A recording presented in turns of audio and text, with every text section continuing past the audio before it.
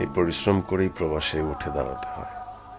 দেশের কথা মনে হয় চোখ বেয়ে পানি ঝরে, কিন্তু সেই পানি মুছে নিজেকেই নিজে গভীর সম্ভাবনা দিয়ে আবার ঝাঁপাতে হয় এই জীবন যুদ্ধে। এই যুদ্ধে হারার পথ নেই। কুইট, এই শব্দটা ছুঁড়ে ফেলতে হয় দূরে, বহু দূরে, হয়তো সাগরে। আগাতেই হয়, মনের সাথে সাথে শরীরটাকেও টানতে হয় সহ্যের সীমার খানিকটা উপরে।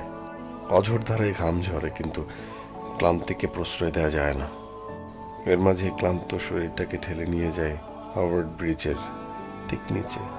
মার কথা বারবার মনে পড়ে।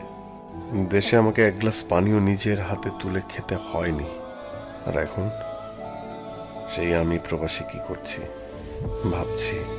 মাকে কত কষ্টই না দিয়েছি, মা কত কষ্টই না পেয়েছে আমার জন্য।